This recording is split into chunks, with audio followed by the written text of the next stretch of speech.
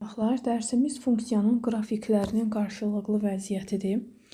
Yəni, iki funksiyanın və yaxud da ki, üç funksiyanın qarşılıqlı vəziyyəti dedikdə, onlar bir-birinə nəzərən yerləşməsi nəzərdə tutulur. Yəni, onların qrafiki kəsişirmi və yaxud ümumiyyətlə kəsişmir və yaxud da ki, hansı nöqtədə kəsişirlər, hansı nöqtələri ortaqdır, nə zaman qrafiklər bir-birinə paralel olar, nə zaman ümumiyyətlə yəni kəsişmir və yaxud da ki, kəsişdikləri nöqtədə 90 dərəcə bucaq altında kəsişərlər və s. Bu kimi məsələlər nəzərdə tutulmuşdur bu dərsdə. Deməli, baxaq ən sadə keçdiyimiz xətti funksiyadan. Xətti funksiyamız f(x) bərabərdir k(x) üstəgəlinsin b funksiyasıdır. Xətti funksiyanın qrafiklərini qarşılıqlı iki xətti funksiyanın qrafiklərinin qarşılıqlı vəziyyəti dedikdə, onların bir kəsişməsi, kəsişir, iki paraleldir, yəni kəsişmirlər. Üçüncü 90 dərəcə bucaq altında kəsişməsi nəzərdə tutulur. Deməli, iki xətti funksiya verilibdir, fərz eləyək ki, o birisi də f(x) bərabərdir k2x üstəgəlsin b2 olsun. Bunları yazdırmışdıq ki, nə zaman bu xətti funksiyalar kəsişir, o zaman kəsişər ki, onların k-ları bir-birindən fərqli olsun, bu birinci. Nə zaman paralel olacaqlar, o zaman ki, k1 ilə k2 bərabər olsun.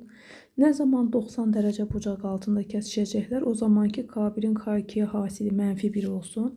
Nə zaman ümumiyyətlə üst-üstə düşəcəklər, həm k-ları bir-birinə bərabər olmalıdır üst-üstə düşə bilməkləri üçün, həm də b1-ləri, b1 ilə b2 bir-birinə bərabər, yəni tamamilə eyni funksiyalar olmalıdır ki, onlar üst-üstə düşsün. Məsəl üçün, iki dənə funksiyaya baxsaq, burada bir nümunə olaraq, bir f(x) funksiyasını götürək, tutaq ki, -3x üstəgəlinsin 1, digərini götürək, sadəcə 3x üstəgəlinsin 1. Əsasən burada biz k-lara baxaq əvvəlcə. K-lara diqqət edəsək, biri -3-dür, biri 3-dür, tamamilə bir-birindən fərqlidir.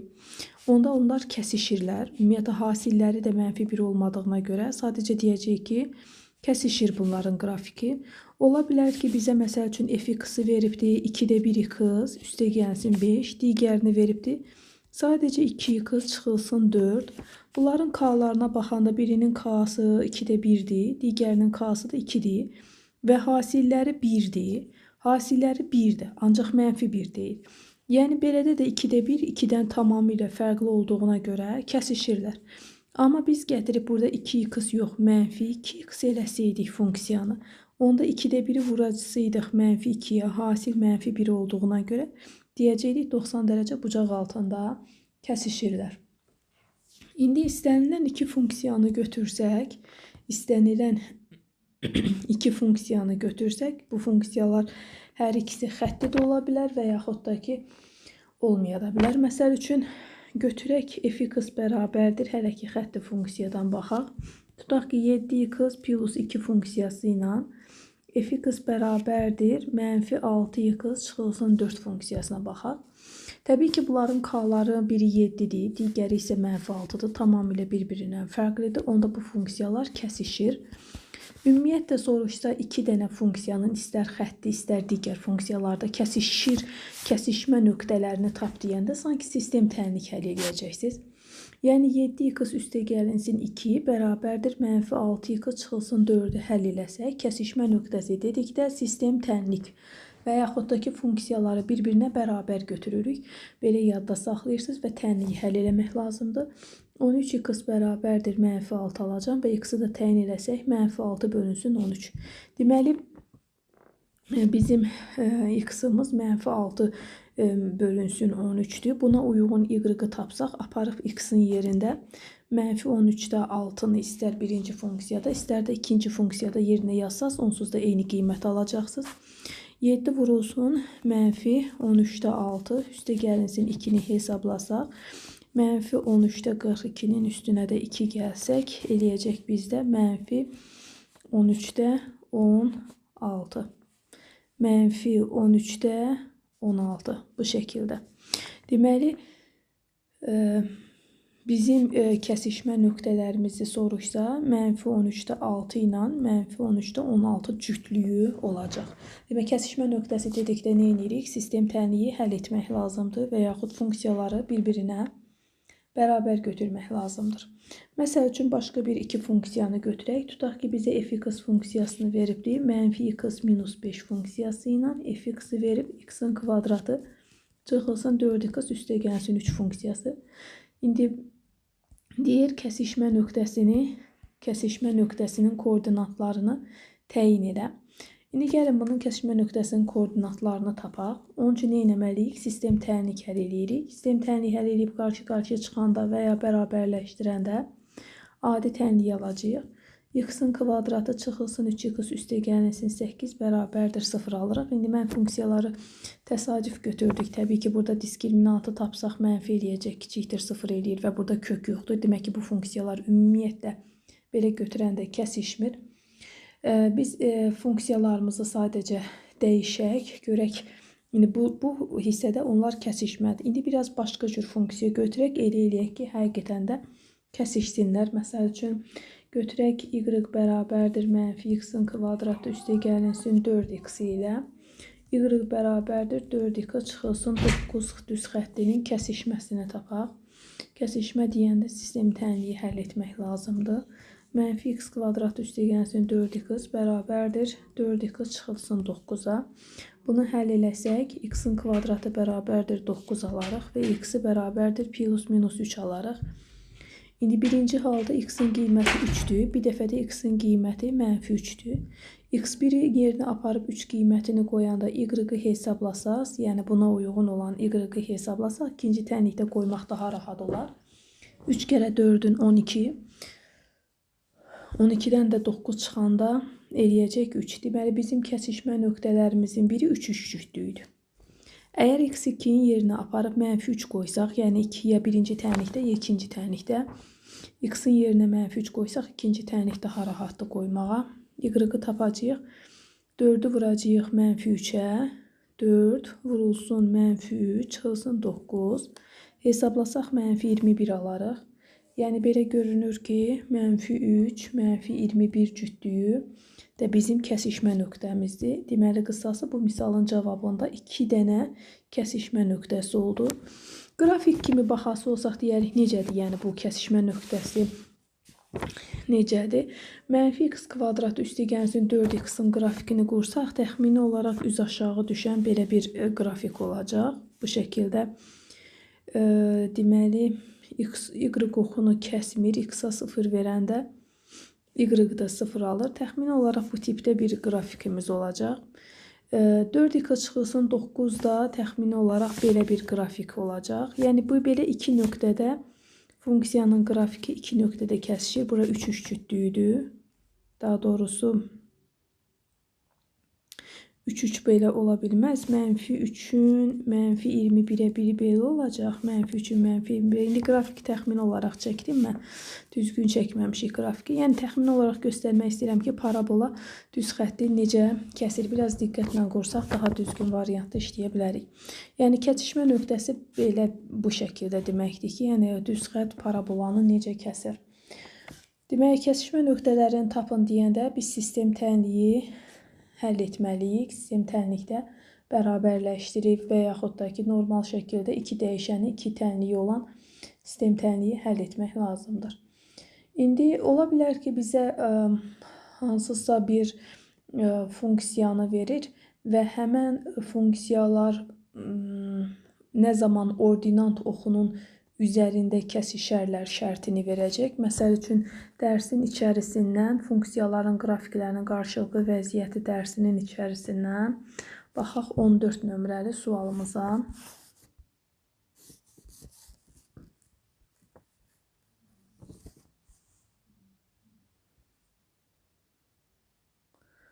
-11 nömrəli sual. Aha.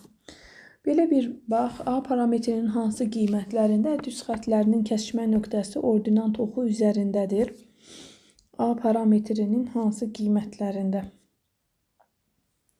Deməli, funksiyaların özlərini yazaq. 3x üstə gəlinsin 2a kvadratı çıxılsın 3a üstəgəlinsin 6, digəri də -4x üstəgəlinsin 3a kvadratı çıxılsın 4a.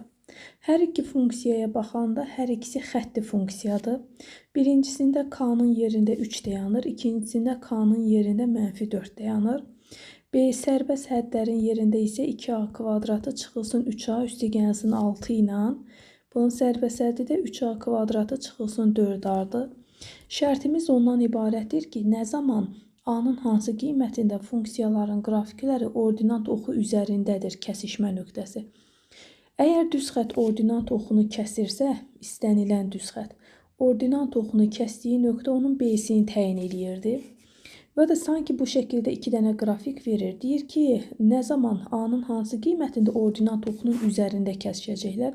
Belə çıxır ki, hər iki funksiya üçün sərbəst hədlər eyni olmalıdır. Çünki xətti funksiyanın sərbəst həddi y oxunu kəsdiyi yeri göstərir. Və bunlar da həmən nöqtədən hər ikisi keçirsə, demək sərbəst hədləri eynidir.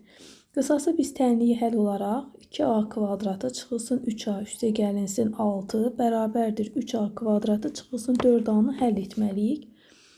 Bu adi tənlikdir. Tənliyi həll eləmək üçün a kvadratlarını bir yana yığdıq, a-ları da bir yana yığsaq belə bir şəkildə tənlik alarıq.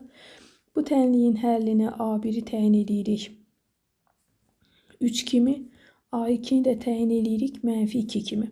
İndi 3-ü mü götürək, -2-ni mi, yoxsa hər ikisini mi? Cavabda var 2 və -3 və -2 nöqtələri olmalıdır. 3 və -2, yəni D variantı olmalıdır. Hər iki cavab olduğuna görə elə D variantını götürürük. Amma ola bilərdi ki, hansısa variantda məsəl üçün 3-ü və yaxud da ki, -2-nin ikisindən birini verərdi. Və yaxud hərəsini ayrı-ayrı verdiyi cavablar ya ikisi bir yerdə olan cavablar da olardı. Onu da gətirib mütləq bu hissədə yerinə qoyub da yoxlayıb baxmalıydıq. Və yaxud ordinat oxunun ola bilər deyərdi ki, müsbət tərəfində kəsir. Onda sərbəst hədd müsbət olmalıydı. Baxmayaraq ki, tənliyi bərabərləşdirib həll edəcəyik. Amma şərtə əlavə olaraq ordinat oxunun müsbət tərəfində kəsir sözünü desəydi, a-nın elə qiymətini götürəcəkdik ki, aparıb yerinə qoyanda sərbəst həddimiz müsbət alınsın. Ordinat oxunun mənfi tərəfdən kəsir desəydi, o deməkdir ki, B mənfidir, yəni sərbəst hədd mənfidir. Onda aparıb mütləq yerinə qoyub yoxlamaq lazım idi ki, mənfi qiymət alınsın. Mənfi qiyməti aldıracaq qiyməti götürək. Yəni ya -2-ni ya 3-ü. İndi burada fərq eləmir. Ümumiyyətlə ordinat oxu üzərində olsun deyədiyinə görə hər ikisini götürürük. 3-ü də -2-də. İstəyir mənfi tərəfdə kəssin, istəyir müsbət tərəfdə kəssin, fərqi yoxdur. Sonra deməli burada kiçik bir haşiyə çıxaq. Parabola funksiyasından danışacağım. F(x) bərabərdir ax kvadratı üstəgəlinsin bx üstəgəlinsin c şəklində funksiyaya parabola deyirdik. Parabolanın qrafikinin 1 OX oxuna nəzərən 2 OY oxuna nəzərən 3 koordinat başlanğıcına nəzərən simmetriyasını quraq.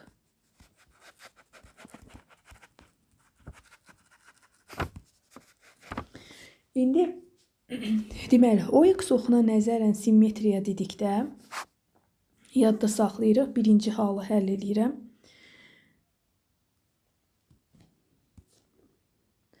OX oxuna nəzərən simmetriya dedikdə y-ına mənfi y deyəcəyik, x-ını dəyişməyəcəyik, olduğu kimi saxlayacağıq. Məsəl üçün, misal üzərində göstərim. Tutaq ki, bizə belə bir parabola verir. Deyir ki, x-in kvadratı çıxılsın 4x üstəgəlsin 5-in OX oxuna nəzərən simmetrik funksiyasını qur. OX oxuna nəzərən simmetrik funksiyanı qur. OX oxuna nəzərən dedikdə y-ı mənfi y-ını əvəz edirik. Qalanlara dəymirik. Sadəcə olaraq cavablarda bu cavab olmayacaq. Çünki hər tərəfi mənfiyə böləcəkdir. Sırf y bərabərdir yazmalıdır. Hər tərəfi də mənfiyə böləndə y bərabərdir x-in kvadratı üstəgəlsin 4x çıxılsın 5 alınacaq. Deməli, baxsaq, bu funksiya ilə bu funksiya OX oxuna nəzərən simmetrik funksiyalar sayılacaq. O x oxuna nəzərən. Və o x oxuna nəzərən simmetriyanı qur dedikdə biz y-a mənfi qoyuruq, qalan heç nəyi dəyişdirmirik, amma axırda hər tərəfi mənfiyə böləcəyik. İndi o y oxuna nəzərən simmetriyanı nəzərə tutsaq, bəs o y oxuna nəzərən simmetriyada nə edəcəyik? Misal üzərində göstərin. Birinci nə etmək lazım olduğunu deyək, sonra misal üzərində göstərək.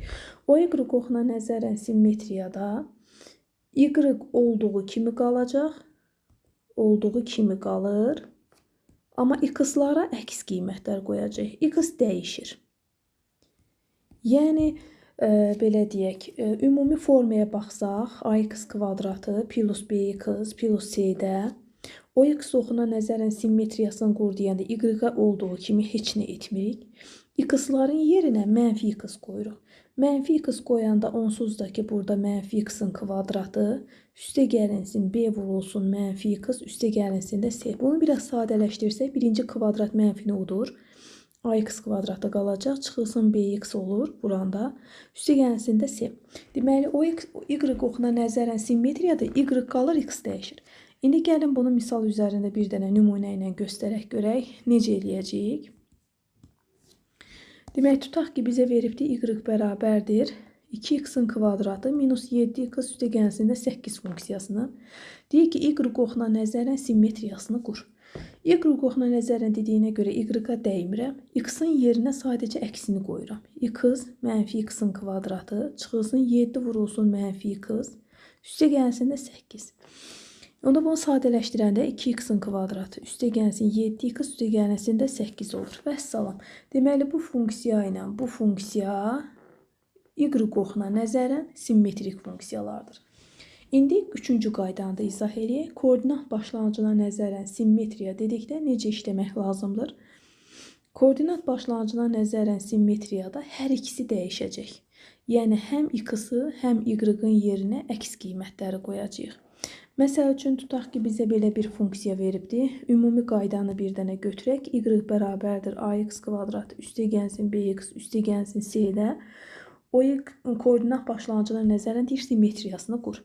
Hər ikisini dəyişirik. Mənfi y bərabərdir a vurulsun. X-in yerinə yazıram mənfi x-in kvadratı. B vurulsun mənfi x plus da c. Buranı da dəyişsək, mənfi y bərabərdir a x-in kvadratı, çıxılsın bx, üstə gəlsin də c. Hər tərəfi mənfiyə bölsək, y bərabərdir mənfi ax kvadratı, üstə gəlsin bx, çıxılsın c olacaq. Yəni, sadəcə olaraq y-ın da x-ın da yerinin hər ikisini mənfiləri ilə əvəz edib, sadəcə sadələşmə aparmaq lazımdır. Nümunə üzərində bunu göstərsək, məsəl üçün, tutaq ki, belə bir funksiyaya baxaq.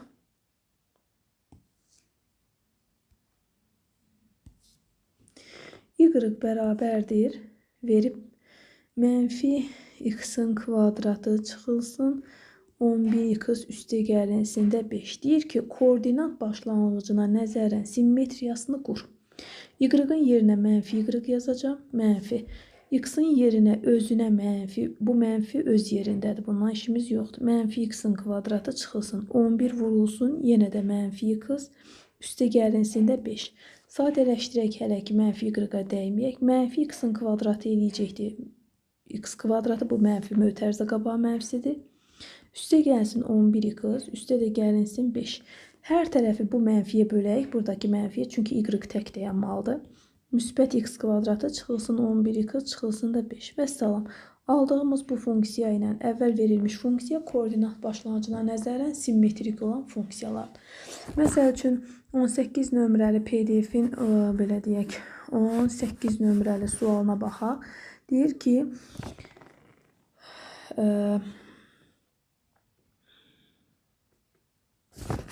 18-də Hansı qrafik absis oxuna nəzərən, yəni x-a nəzərən simmetrikdir? Yəni hansı qrafik? X-a nəzərən simmetriklik deyəndə y-ı dəyişin dedim. X-a dəyməyin. Y-ın yerinə sadəcə mənfi y yazacağam. 5x-in kvadratı çıxılsın 12x üstə gəlinsində 4. Sadəcə mənfi y-la cavablar olmadığına görə hər tərəfi mənfiyə böləcəm. Y bərabərdir mənfi 5x-in kvadratı üstə gəlsin 13x çıxılsın da 4. Bax, belə bir cavab bizdə deməli D variantıdır. Bu şəkildə. Sonra burada 24 nömrəli sualın izahına da baxaq. 24 nömrəni necə işləyəcəyik? 24 nömrəli sualda belə bir qrafiklər verilibdir. Jx funksiyası ilə fx funksiyasının qrafiki görünür. Məndən soruşur f j0 ilə f2-ni. Misalı hesablamaqdan ötəri əvvəlcə j0-ı hesablamaq lazımdır. Yəni j0 haradır? X-ı 0 olan nöqtələr j funksiyasında x-ı 0 olan nöqtə bax buradakı 6 nöqtəsidir. J-də x-ı 0 olan nöqtə y oxunun üzərindədir. Yəni qısası bu j0-ın cavabı eləyəcək 6. Onu mən tapmalıyam f6-nı. F6 nöqtəsi, yəni f(x)-i 6 olanda f funksiyası hansı qiyməti alır? Baxın, f funksiyasına gedirəm və buradan da bu y oxuna doğru gəlirəm. 5 qiymətini alır. F6-da da 6, 5. Demək ki, mən eləməliyəm 5 üstə gəlinsin. Gələk ikinci tərəfin funksiyasına. Mötərizənin içi f2-dir. F(x)i 2 olanda nə alıbdır? F funksiyasının qrafikinə gəlirsiniz. X 2 olanda f funksiyası bu f-in qrafiki idi. 3 nöqtəsini alıb. Deməli, buranın cavabı 3-dür. Sonra mənə lazımdır J3. J funksiyası 3-də hansı qiyməti alıb? Baxın, J funksiyası bax bura gələcək. Buradan da 3-də də görürsünüz ki, J funksiyası 4-ü alıb. Qısası buranı da bu bütövlükdə bu J-nin də cavabı eləyir 4. Misalın cavabı eləyir 9.